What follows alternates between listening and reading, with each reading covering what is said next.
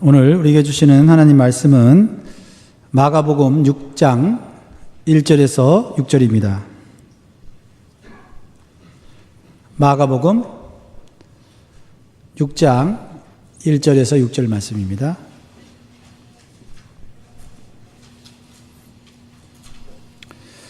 음.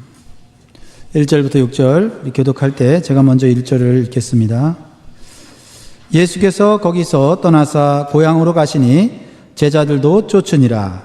안식일이에요. 회당에서 가르치시니 많은 사람이 듣고 놀라 가로되 이 사람이 어디서 이런 것을 얻었느냐. 이 사람의 받은 지혜와 그 손으로 이루어지는 이런 권능이 어찌 됨이뇨. 이 사람이 마리아의 아들 목수가 아니냐. 야고보와 요셉과 유다와 시몬의 형제가 아니냐. 그 누이들이 우리와 함께 여기 있지 아니하냐고 예수를 배척한지라. 예수께서 저에게 이르시되 선지자가 자기 고향과 자기 친척과 자기 집 외에는 존경을 받지 않음이 없느니라 하시니 거기서는 아무 권능도 행하실 수 없어 다만 소수의 병인에게 안수하여 고치실 뿐이었고 저희의 믿지 않음을 이상히 여기셨더라. 이에 모든 촌에 두루 다니시며 가르치시더라. 아멘. 오늘 영광교회 예배 오신 여러분들 잘 오셨습니다. 여러분이 오늘 한 선택은 반드시 후회함이 없는 선택이 될 줄 믿습니다. 우리 서로를 축복하는 시간입니다. 잘 오셨습니다. 하나님이 당신과 영원히 함께 계십니다. 우리 축복하겠습니다. 하나님께서 여러분과 함께 영원히 함께 계십니다. 우리 새해표 내용을 다 아시죠? 하나님을 가까이 하는 성도. 오늘 하나님을 가까이 하는 성도 네 번째 말씀을 전하려고 했는데요. 여러분, 좋은 사람과 가까이 지내도 우리의 인생이 풍성한 삶을 살고 행복해집니다. 그러나 우리가 하나님과 가까이 하게 됐을 때는 우리가 상상할 수 없는 놀라운 축복과 은혜를 누리게 되는 줄 믿습니다. 그래서 올해 여러분 저와 함께 하나님 앞에 가까이 가는 그런 한 해가 되도록 우리 같이 힘쓰면 좋겠습니다. 여러분의 고향은 어디입니까? 저는 서울입니다. 서울 마포구 공덕동이 제 고향인데요. 보통 고향을 태어난 곳을 고향이라고 말하죠. 또는 태어나진 않았지만 어린 시절에 부모와 같이 오래 살았던 장소를 또한 고향이라고 말하기도 합니다. 또는 아버지가 어려서 살았던 고향을 또 고향이라고 부르기도 하죠. 저희 아버지는 천안 출신이에요. 충청북도 천안 고향이신데 제가 또 어렸을 때는 또 충청도에서도 이렇게 살았었습니다. 예수님도 고향이 있으셨어요. 어디시죠? 네. 마국간이요? 네, 맞습니다. 예수님 태어나신 곳은 베들레헴입니다.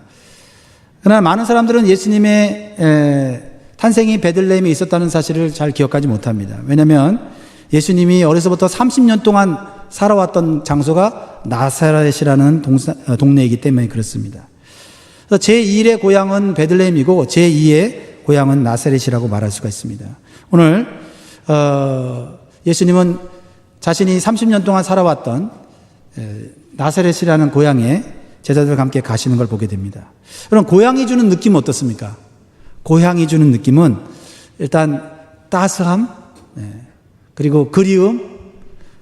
왜냐하면 거기에 나의 많은 추억들이 거기에 있기 때문에 그렇죠. 또 무엇보다도 환영받는 곳이라는 느낌이 바로 고향입니다. 저도 작년에 한국에 있는 고향에 갔을 때 많은 환대를 받았습니다. 가족들이, 친척들이 제가 왔다는 소식을 듣고 모든 일들을 다 제쳐놓고 한 자리에 모여서 제가 하는 이야기를 아주 귀담아 들어주고 그리고 저를 격려해주고 저를 축복해주는 것을 제가 느꼈습니다. 이게 고향이구나. 네. 또 어머니는 또 아픈 무릎으로 또 아들이 오랜만에 왔다고 또 음식을 만든다고 부엌에서 열심히 이렇게 준비하는 모습을 보면서 참 고향이 좋구나라는 생각을 했습니다.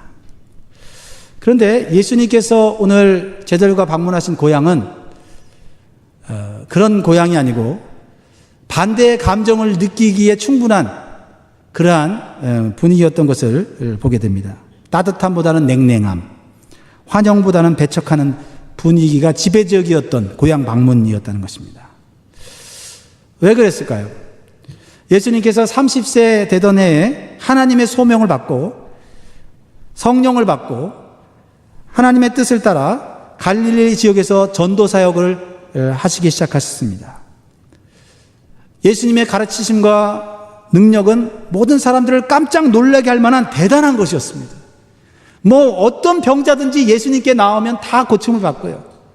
심지어는 귀신 들린 자들 때까지도 예수님 말 한마디에 다 물러가는 놀라운 하나님의 능력을 경험한 것입니다. 그래서 소문이 엄청나게 퍼졌어요. 그래서 가까운 곳뿐만 아니라 먼 곳에서도 예수님을 만나라고 오는 사람들이 많아졌습니다. 그리고 예수님의 말씀을 듣고는 회개도 하고, 예수님의 말씀을 듣고는 위로도 받고, 예수님의 말씀을 듣고는 천국에 대한 소망도 갖게 되고, 인생의 올바른 목적도 갖게 되고, 정말 운명이 바뀌는 역사들이 일어났다라는 것입니다. 그런데 정작 고향에서는 예수님에 대한 반응이 그렇게 호의적이지 않았습니다. 동네 사람들은 말할 것도 없고 친척들과 가족들까지도 예수님이 정신이 온전하지 못한 분으로 생각을 했어요. 그래서 미친 것이 아닌가. 저런 놀라운 교훈과 가르치는 그것을 미친 사람이 저런 말을 한다고 생각을 했던 것이죠. 그래서 예수님이 1차로 고향을 방문하셨을 때 동네 사람들이 예수님께서 병 고치고 귀신 쫓아내는 것을 보시며 놀라면서도 예수님을 미쳤다고 판단하니까 가족들도 혹시 예수님이 미친 것이 아닌가 하고 예수님의 사역을 못하게 방해를 하고 집으로 데려가려고 했던 적이 있습니다. 마가복음 3장 21절 한번 읽어볼까요? 네, 같이 읽어보겠습니다. 시작. 예수의 친속들이 듣고 붙들러 나오니 이는 그가 미쳤다 하밀더라. 그렇죠? 네. 가족들조차도 예수님의 사역을 인정하지 않았어요. 예수님이 정신이 온전하지 못한 사람으로 여겼고 걱정했다는 것이죠. 근데 오늘 보면은 이제 2년쯤 지나갔어요. 2년쯤 지나서 예수님의 고향을 다시 찾은 것입니다. 제자들과 함께 서 있었어요. 그동안 예수님이 많은 사역과 많은 그러한 능력 행함을 통해서 많은 사람들이 예수님을 이제는 인정하게 되었고 선지자로, 랍비로, 심지어는 어떤 사람들은 누구로요? 메시아로, 그리스도로 인정하는 그런 분위기였다는 것이죠. 그래서 예수님은 내심 기대를 하면서 고향 방문을 하신 겁니다. 이제는 내가 하는 사역, 내가 나타내는 능력을 마을 사람들이, 고향 사람들이 인정해 주기를 바랬던 것입니다. 그래서 제자들과 함께 가서 같이 그 고향의 환대를 받으려고 갔던 것입니다. 그래서 안식일에 회당에서 하나님 말씀을 가르쳤어요. 또 병자를 고쳤습니다. 그러자 고향 사람들이 또 깜짝 놀란 거예요. 2절 말씀이죠. 2절 말씀 같이 읽어보겠습니다. 시작. 안식일이 되어 회당에서 가르치니 많은 사람이 듣고 놀라 가로되 이 사람이 어디서 이런 것을 얻었느냐? 이 사람의 받은 지혜와 그 손으로 이루어지는 이런 권능이 어찌 됨이뇨? 예수님은 그들이 다른 마을 사람들처럼 예수님의 이 놀라운 교훈과 또 예수님의 능력을 믿고 따르는 제자가 될 것을 기대했습니다. 그러나 고향 사람들의 반응과 결과는 오히려 반대되는 것이었어요. 예수님을 거부하고 배척하였다라고 말하고 있습니다. 여러분이 가진 지식이 또 여러분이 경험한 예수님에 대한 은혜가 여러분의 인생을 더 하나님께 가까이 가는 그런 도구가 되기를 주의 이름으로 축복합니다. 그런데 안타깝게도 이 예수님의 고향 사람들은 그렇게 하지 못했다는 것이죠. 3절 말씀을 한번 읽어보겠습니다. 3절 시작. 이 사람이 마리아의 아들 목수가 아니냐? 야고보와 요셉과 유다와 시몬의 형제가 아니냐? 그 너희들이 우리와 함께 여기 있지 아니하냐 하고 예수를 배척한지라. 여러분들이 교회를 1년 다니고 2년 다니고 3년 다니고 5년 다니고 10년 다니고 이렇게 교회를 다닌다는 것은 누구를 아는 것입니까? 네, 예수님을 아는 것이고 예수님의 말씀의 능력을 아는 것이고 하나님의 놀라운 은혜를 아는 것입니다. 그런데 그 아는 지식이, 그 아는 하나님을 아는 그 경험이 예수님께 나아가지 못하고 그저 그 자리에 머물러 영적 어린아이 같이 여전히 머물러 있다면 얼마나 우리 주님이 안타까워하시겠습니까? 왜 고향 사람들은 예수님을 배척하게 되었습니까? 예수님을 아는 부분적인 지식이 예수님을 배척하게 만들었다라는 겁니다. 뭐가요? 예수님을 아는 부분적인 지식이 예수님을 거부하게 만들었다는 거죠. 너무나도 충격적인 이야기 아닙니까? 예수님을 아는 지식이 오히려 예수님을 밀어내고 예수님을 배척하는 그런 결과를 만들 수 있다는 것을 오늘 본문 우리에게 깨닫게 해주는 것이죠. 여러분, 고향 사람들이 예수님에 대해서 아는 지식은요, 다른 마을 사람들은 알지 못하는 매우 정확하고 매우 그 예수님에 대한 자세한 내용이었습니다. 30년 동안 예수님 지켜봤잖아요. 어린 시절부터. 그렇죠? 성장할 때까지. 그래서 예수님이 아버지 요셉의 직업을 따라서 목수가 됐다는 것까지도 이 사람들은 너무나 잘 알고 있는 거예요.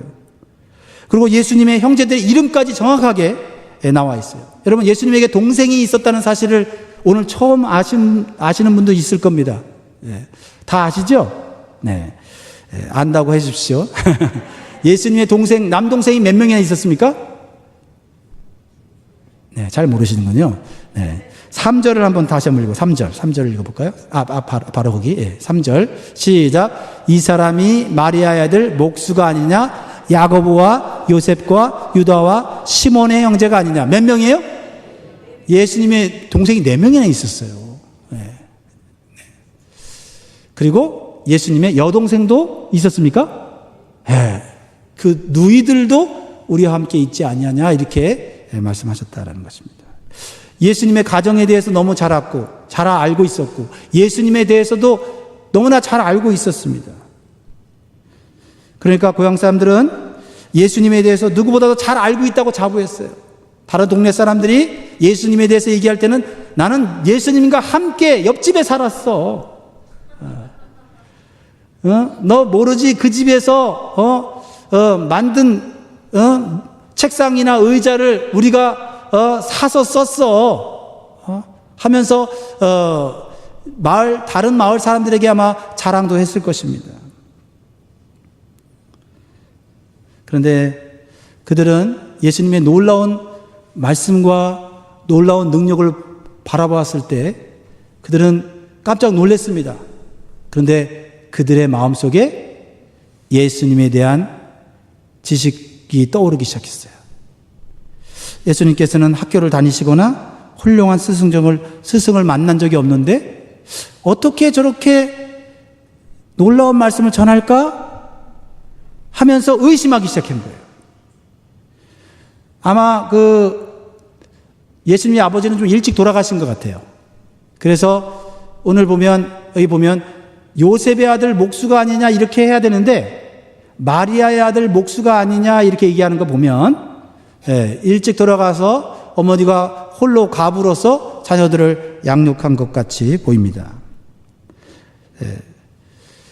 그러니까 이렇게 가난한 집에서 좋은 학교를 보낼 수 있겠습니까? 오늘날로 말하면 무슨 스포츠를 위해서 예술을 위해서 학원을 보낼 수가 있었겠습니까?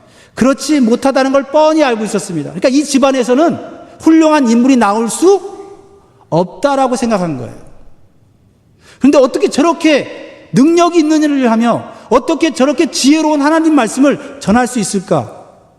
그 말씀을 받아들이려고 애쓰지 않고 내가 가진 부분적인 지식으로 예수님을 판단하고 또 예수님을 올바로 이해하지 못하고 있었다라는 것입니다. 그래서 예수님의 능력을 귀신 들려서 귀신이 나타내는 능력쯤으로 생각하고 있었다는 겁니다. 그래서 예수님을 안다고 했지만 예수님께 인격적으로 가까이 갈 수가 없었다는 거죠. 여러분, 이것이 우리의 삶 가운데서도 문제가 될 수 있다라는 것입니다. 그래서 우리는 예수님을 아는 부분적인 지식과 경험을 조심해야 할 필요가 있어요.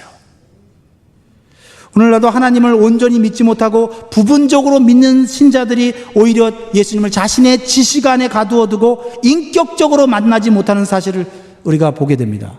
예수님에 대해서 말하라면 잘 말을 하는데, 하나님의 말씀에 대해서 말하라면 기가 막히게 그 말씀을 이야기하는데, 예수님을 인격적으로 관계적으로 경험한 사실에 대해서는 말하지 못하는 그런 오류에 빠질 때가 있다라는 것입니다. 여러분, 그러나 반면에 예수님을 잘 모른다고 하는 다른 마을 사람들은 예수님에 대한 지식은 부족했어요. 예수님이 직업이 목수였는지, 어머니가 홀로 예수님을 키웠는지, 예수님에 대해서 아는 지식이 없어요. 그러나 예수님이 하시는 새로운 말씀과 새로운 가르침을 순수하게 믿고 예수님의 능력을, 이거는 하나님의 능력이 아니고서는 이런 능력을 행할 수 없다고 믿으면서 그것을 순수하게 받아들였을 때 그들은 하나님께 찬송하며 영광 돌렸다고 말하고 있어요. 그리고 하나님의 은혜가 더 충만하게 내려서 모든 것을 버려두고 예수님을 쫓는 제자가 되었다라고 성경은 기록하고 있는 거예요. 그런데 예수님의 고향 사람들은 예수님을 너무나 잘 알고 있는데, 예수님을 잘 안다는 그 지식이 예수님과의 인격적인 관계를 깨트리고 있다라는 것이에요. 여러분, 예수님과 얼마나 가까우십니까? 또 여러분은 예수님을 얼마나 알고 있습니까? 예수님과 가깝다는 것, 내가 예수님을 남들보다 많이 알고 있다는 것, 남들보다 신앙생활을 오래 했다는 것이, 그것이 예수님과 인격적인 관계로 들어가지 못하면 그것은 오히려 예수님을 배척하는 결과로 남을 수 있다는 사실을 기억하시기 바라요. 그렇습니다. 사도행전 10장에 보면 여러분이 잘 아는 이야기가 나오죠. 베드로가 가진 선입견이 하나님의 뜻을 거부하는 장면이 나와요. 시몬 베드로가 시몬 피장의 집에 방문을 해서 그곳에 머물렀습니다. 베드로에게는 율법대로 기도하는 습관이 있었는데 12시 정오가 되자 그는 옥상으로 올라가서 하나님께 기도하기 시작했습니다. 기도하는 가운데 환상이 보였는데 하늘에서 큰 보자기 같은 그릇이 내려왔습니다. 그 그릇에는 율법에는 먹지 말라고 한 동물들이, 가증한 동물들이 가득 차 있었습니다. 그런데 먹지 말라고 하신 하나님께서 그날은 하나님이 이것을 잡아먹으라고 하는 거예요. 베드로가 하나님이 나를 시험하는 것인가? 하나님, 저는 어려서부터 이거 먹은 적이 없습니다. 나는 하나님 말씀대로, 율법대로 나는 철저하게 지켰기 때문에 나 이것을 먹은 적이 없습니다 라고 얘기를 합니다. 그러자 보자기 같은 그릇이 올라갔다가 또 두 번째 내려옵니다. 하나님이 이것을 잡아먹으라고 하는 거예요. 하나님, 내가 받은 말씀은 잡아먹지 말라는 말씀인데 어떻게 하나님 그렇게 틀린 말씀을 하십니까? 왜 잡아먹으라고 하십니까? 그러자 하나님 뭐라고 말씀하셨어요? 내가 깨끗하다 한 것을 속되게 말라 이렇게 말씀하셨어요. 하나님께서 새로운 말씀, 업그레이드된 말씀을 주시는 거예요. 그러나 베드로는 하나님의 말씀을 지킨다고 하는, 또 하나님의 말씀을 자기가 철저히 안다고 하는 그 선입견에 빠져서 하나님의 뜻을 거부하고 말았습니다. 여러분, 베드로가 한 말이 틀렸습니까? 율법에 먹지 말라는 것을 먹지 않았습니다. 틀린 말 아닙니다. 그래서 그동안은 하나님의 말씀대로 올바로 산 것입니다. 그러나 동일한 하나님께서 오늘 다른 말씀을 하시는 것입니다. 그러면 베드로가 어떻게 해야 됩니까? 하나님 말씀 틀렸습니다 라고 얘기해야 됩니까? 아닙니다. 어제는 하나님께서 먹지 말라고 하셨지만은 오늘 하나님이 깨끗하게 했으니 감사함으로 먹으라 그러면 그 말씀에 순종해서 먹게 될 때 하나님의 놀라운 은혜와 축복을 경험하게 되는 거죠. 새로운 은혜를, 새로운 축복을 받게 되는 것입니다. 그러니까 이전에 가졌던 나의 지식과 경험을 내려놓을 줄 알아야 되고요. 새롭게 나에게 주시는 말씀을 열린 마음으로 받아들이고 따라가야만 새로운 하나님의 은혜를 경험할 수 있어요. 왜냐하면 하나님은 살아계신 분이기 때문에, 하나님은 능력이 많으신 분이기 때문에 매일매일 우리에게 새로운 은혜를 주세요. 어제 받은 은혜로, 어제 받은 축복으로 평생 살아라 이렇게 말씀하지 않는다는 거예요. 오늘 또 나에게 새로운 힘을 주실 수 있는 하나님이고, 새로운 능력을 주실 수 있는 분이고, 새로운 힘을 주실 수 있는 분이 하나님이에요. 하나님은 우리에게 날마다 새로운 은혜를 주십니다. 같은 말씀이지만 내가 어렸을 때 그 말씀을 깨닫는 것과 내가 성장했을 때 그 말씀을 깨닫는 게 다른 거예요. 하나님은 또 내 신앙의 수준에 따라서 그때에 알맞는 말씀을 나에게 새롭게 주시는 거예요. 그런데 나는 내가 아는 지식, 내가 아는 경험이 전부라고 생각한 나머지 새롭게 나에게 들리는 하나님의 음성, 새롭게 나를 도전하는 그 하나님의 말씀을 판단하고 거부할 수 있다라는 것입니다. 그렇습니다. 베드로는 자신이 가진 지식이 전부인 줄 알고 자기 고집을 피우면서 하나님과 싸우기 시작한 것입니다. 결과적으로 말씀을 주신 하나님을 인격적으로 거부하는 결과를 만든 것이죠. 그러니까 베드로가 지금 갖고 있는 지식은 부분적인 거예요. 완전하지 않은 겁니다. 그럼에도 불구하고 그것이 자신이 믿는 하나님의 전부인 양 생각하고 살아계시고 인격적인 하나님의 음성을 거부하는 꼴이 되고 말았습니다. 이러한 현상은요, 우리 인간관계에서도 얼마든지 일어날 수가 있어요. 내가 어려서 보았던 사람이 내가 가진 지식과 경험으로 그 사람을 판단할 때 그 사람을 잘못 판단할 수 있고요, 그 사람과의 관계를 깨트릴 수가 있어요. 그렇죠? 네. 내가 어려서 만난 친구들, 이제 20년, 30년 후에 만났을 때 우리는 그 친구에 대한 지식이 뭐가 있습니까? 어렸을 때는 나보다 공부도 못했고 저 집은 우리보다 못 살았는데 그 친구가 보니까 의사가 됐다, 변호사가 됐다, 지금은 마을에 유지가 됐다, 이런 이야기를 할 때 우리는 옛날 어렸을 때의 그 친구를 바라보면서 그 친구를 판단하게 될 때 그 친구의 마음을 상하게 할 수 있고 또 그 친구의 관계가 발전되지 못하고 깨어질 수 있다는 거죠. 그렇습니다. 내가 아는 그 사람에 대한 지식과 경험이 틀리지는 않지만 그동안 내가 몰랐던 그 사람의 또 다른 삶이 있을 수 있는 거예요. 함부로 판단해서는 안 되는 거죠. 조심스럽게 열린 마음으로, 겸손한 마음으로 새롭게 알아가려고 하는 자세를 가질 때 우리의 인간관계는 계속해서 발전할 수 있는 것입니다. 성령 받고 사도로 부름받은 베드로가 어떻게 이런 실수를 할 수 있을까요? 모세의 율법에서 예수의 복음으로 변화되는 하나님의 이 놀라운 섭리를 깨닫지 못하고 여전히 자신의 부분적인 지식이 전부라고 착각해왔다는 것입니다. 그렇다면 나도 이 말씀을 깨닫는 순간적으로 제가 두려웠어요. 내가 누구보다도 목사로서 많은 성경 지식과 하나님의 은혜를 경험했다고 말하고 지금 가르치고 있으면서 어느 순간에 나의 지식과 나의 시각에 멈춰버린다면 하나님을 잘못 판단하고 하나님을 인격적으로 거부하는 일이 생길 수도 있다는 생각이 들은 거예요. 내가 하나님을 아무리 많이 알고 있고 아무리 하면 능력을 많이 체험했어도 하나님은 그보다 더 크신 분이에요. 그러므로 내가 배우기를 멈추면 안 되는 거예요. 하나님을 더 알기를 멈추면 안 된다는 것입니다.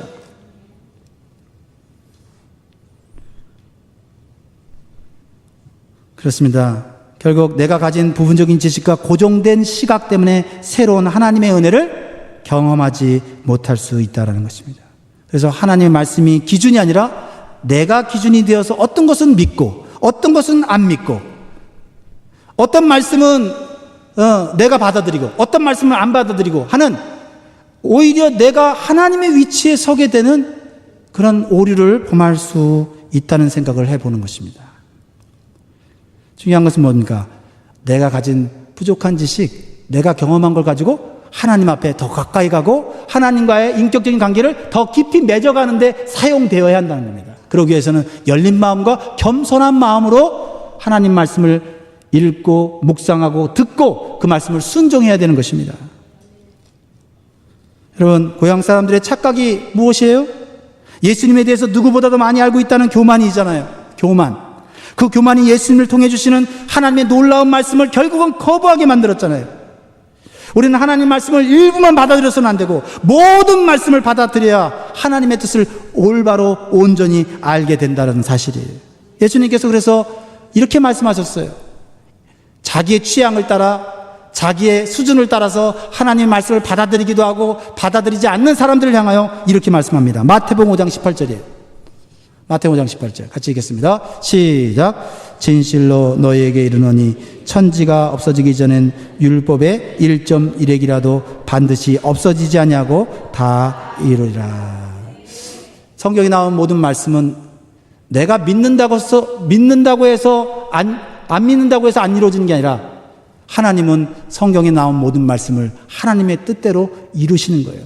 중요한 것은 내가 하나님의 뜻에 동참하게 될 때 그 하나님의 놀라운 성취 가운데 우리는 동참하게 된다라는 사실입니다.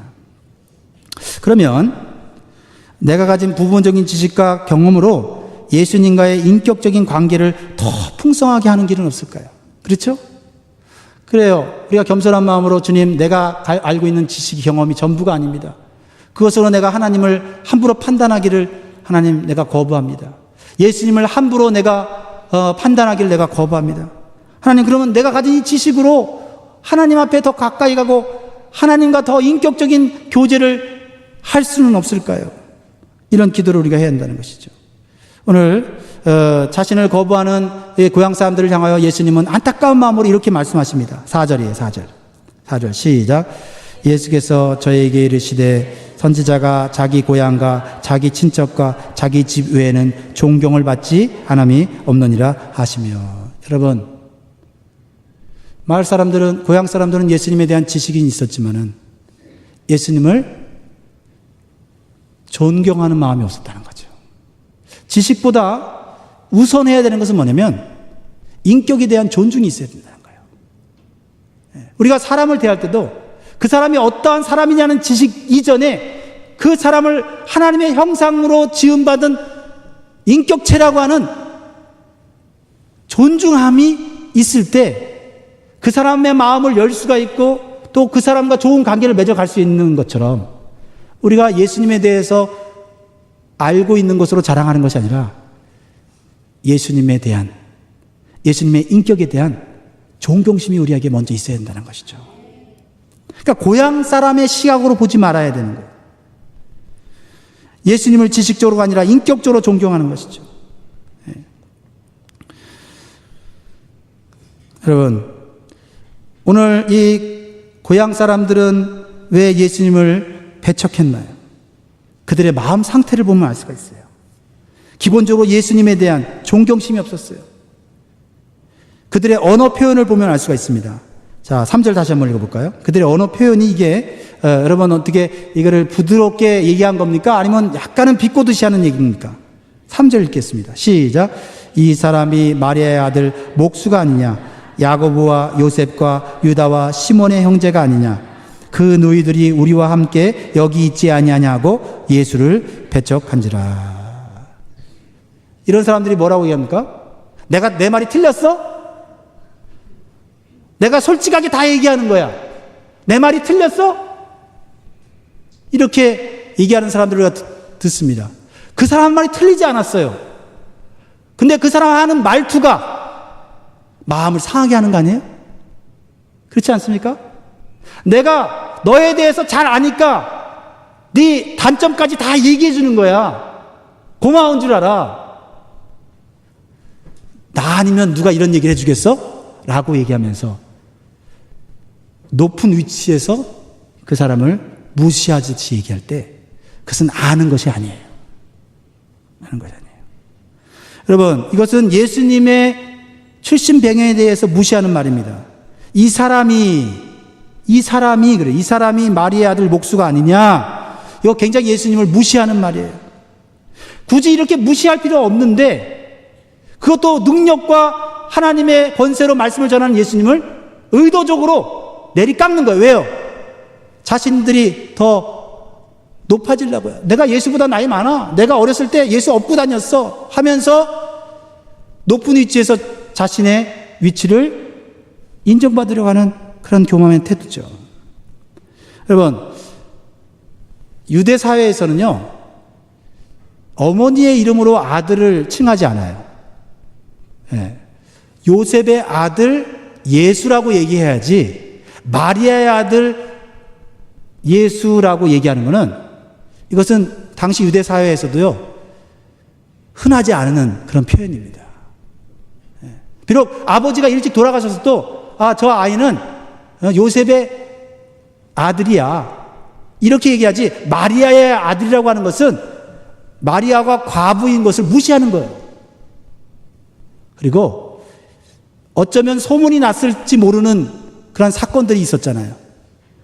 마리아가 요셉이 결혼도 하기 전에 마리아의 배가 불러오기 시작했잖아요. 그랬을 때 요셉이 하나님의 말씀에 순종해서 배가 불러온 마리아를 정죄하지 않고 데려다가 같이 살잖아요. 그래서 예수님이 탄생했잖아요. 그러니까 이것이 마리아의 탄생이 성령의 잉태로 된 하나님의 놀라운 역사인 걸 모르고 함부로 얘기하는 마을 사람들이 있었을 거예요. 야, 마리아가 요셉 말고 다른 남자와 관계를 맺어서 애를 가졌나 봐. 그것을 요셉이 아마 커버를 한 것 같아. 보호를 한 것 같아. 그러니까 요셉의 아들이 아니고 저건 마리아의 아들이야 라고 하는 인격적인 모독이었다라는 것입니다. 그러니까 예수님의 그 놀라운 하나님의 말씀도 귀에 들어오지 않는 거예요. 예수님의 놀라운 권능도 그것이 자신의 삶에는 상관없는 것으로 여기는 거예요. 얼마나 어리석은 것이고 얼마나 불행한 것입니까? 수많은 사람들은 예수님을 쫓아 그 예수님이 주신 은혜와 축복을 받아 누리는데 예수님을 안다고 하는 그 지식이, 또 예수님을 인격적으로 존경하지 못하는 그 마음이 결국 스스로 불행을 만들어내고 있다는 것입니다. 그래서 5절에 이렇게 표현하고 있죠. 5절 시작. 거기서는 아무 권능도 행하실 수 없어 다만 소수의 병인에게 안수하여 고치실 뿐이었고. 얼마나 안타깝습니까? 예수님을 안다고 하면서 예수님의 능력을 경험하지 못하는 불신앙의 모습이에요. 지식적인 신앙의 한계인 것이죠. 사랑하는 성도 여러분, 우리는 새해 이런 실수를 해서는 안 됩니다. 하나님과 예수님을 지식적으로가 아니라 살아계신 하나님으로 존경하면서 좀 더 인격적으로 다가가야 하는 것이죠. 그럴 때 우리가 가진 부분적인 지식과 경험이 점점 더 풍성해지고 완전해지고 놀라운 은혜와 기적을 경험하게 되는 겁니다. 우리가요, 하나님을 인격적으로 대한다는 건 뭐예요?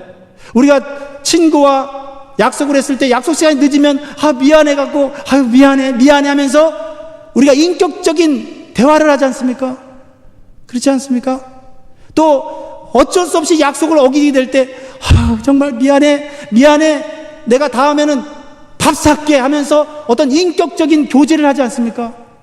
근데 예수님, 우리 하나님께 드리는 예배, 하나님께 드리는 약속에 대해서는 하나님 내 상황을 이해하시죠? 하나님은 사랑의 하나님이자라는 그 지식으로, 하나님은 다 용서하시는 분이라는 그 지식으로 하나님을 인격적으로 존중함도 없고 하나님을 인격적으로 대우해 주는 것이 없을 때가 얼마나 많냐는 거예요. 그렇지 않습니까? 하나님을 잘 모를 때, 초신자 때는요, 조그만 이제 죄를 져도 하나님께 벌 받을 것 같아갖고 이러다가 벌 받는 거 아니야? 그러면 옆에 있는 믿음이 있고 지식 있는 성도가 하나님이 그런 거 가지고 벌 줄 분 아니야. 하나님은 사랑의 하나님이야 라고 하나님에 대한 지식을 가르쳐줍니다. 지식은 늘어나고 있는데 죄를 져도 하나님을 두려워할 줄 모르고 하나님과 약속한 헌신을 올려드리지 못하는 인격적인 존중이 없는 우리들의 모습을 보지 않습니까? 그렇죠? 하나님에 대한 지식이 많을수록, 예수님에 대한 경험이 많을수록, 이분이 보통 분이 아니네, 함부로 대할 분이 아니구나 하고 인격적인 존경심을 가지고 나아가야 한다는 거예요. 여러분, 이 시간 예배 시간에 온 거 주님과의 약속이고 인격적인 교제의 시간인 겁니다. 그냥 하나님은 내 문제 해결해 주시는 분이라는 지식을 가지고 예배 드리는 게 아니라는 거예요. 에베소서 4장 13절로 14절 이렇게 말씀하고 있습니다. 같이 읽습니다. 시작. 우리가 다 하나님의 아들을 믿는 것과 아는 일에 하나가 되어 온전한 사람을 이루어 그리스도의 장성한 분량이 충만한 데까지 이르니, 이는 우리가 이제부터 어린아이가 되지 아니하여 사람의 계술과 간사한 교훈에 빠져 모든 교훈의 풍조에 밀려 요동치 않게 하려 함이라. 여러분, 예수님을 믿는 것뿐만 아니라 아는 것이 하나가 됐을 때 우리는 온전한 사람이 되고 이 세상 유혹과 시험에 우리는 흔들리지 않는 믿음의 사람이 되는 거예요. 네. 자, 참 예수님은 그래도 환대를, 고향 사람들의 환대를 어느 정도 기대하고 갔습니다. 그리고 제자들도 데리고 간 것은 제자들에게 고향에서 예수님이 환대받는 모습을 보여주고 싶었을 거예요. 인간이라고 한다면. 그런데 제자들이 본 모습은 뭐예요? 예수님이 그렇게 능력 있고 자신의 모든 걸 버리고 쫓아가는 자신의 스승이 고향에서 뭐예요? 거부당하고 배척당하는 걸 봤을 때 얼마나 민망했을까요? 근데 사실 예수님이 그걸 모르셨을까요? 그럼에도 불구하고 왜 제자들을 데려가셨냐는 거예요. 마지막 우리에게 주시는 교훈입니다. 우리는 익숙함과 가까움의 함정에 빠지지 않기를 조심해야 합니다. 뭐라고요? 익숙함과 가까움의 함정. 예수님의 고향은 익숙한 곳이었어요. 예수님의 고향은 가까운 사람들이 있었던 그런 곳이었어요. 익숙하기 때문에, 가깝기 때문에 예수님을 환대하고 예수님의 말씀을 믿을 거라고 생각했지만 오히려 반대였다라는 것입니다. 무엇을 의미합니까? 익숙한 곳, 가까운 관계가 오히려 하나님의 은혜의 역사를 가로막을 수 있다는 사실을 가르쳐주고 있는 거예요.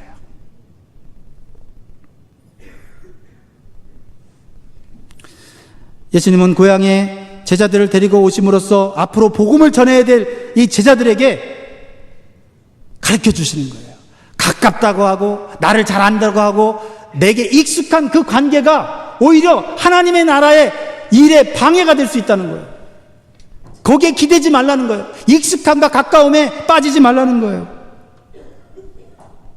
오히려 낯설고 불편한 다른 마을로 가서 하나님의 복음을 전할 때 하나님의 역사는 더 크게 일어나고 우리는 더 영적으로 성숙해질 수 있다는 것입니다. 그렇습니다. 기억하십시오. 우리의 신앙의 성장은 불편하고 낯설고 꺾을 끌어온 관계를 통해서 우리는 성장하게 되는 것이죠. 자, 마지막으로 중요한 것은 예수님께서 고향과 가족들에게 실망하여 주저앉아 있지 않으셨다는 거예요. 원망하거나 불평하지 않으셨다는 거예요. 예수님은 고향과 가족을 버리신 것은 아니지만 그들에게 매이지 않았습니다. 계속해서 하나님 주신 복음의 사명에 더욱 집중하셨어요. 예수님을 미쳤다고 미친 사람 만들고 또 거짓 증인을 내세워 죄를 만들어 죄인을 만들었어도 예수님은 실망하지 않고 하나님께 주신 십자가의 사명을 끝까지 감당하신 줄 믿으시기 바랍니다. 그 예수님의 사명 감당으로 인하여 오늘날 우리에게 구원의 은총이 다가온 거예요. 그 결과는 어떻습니까? 결과는 너무나도 아름다운 것입니다. 예수님께서 십자가에 죽으시고 부활하신 후에 예수님의 가족들이 예수님을 어떻게 해요? 결과적으로는 메시아로 인정하게 되고 그들은 누구보다도 초대교회 예루살렘 교회에 헌신된 일꾼이 된 거예요.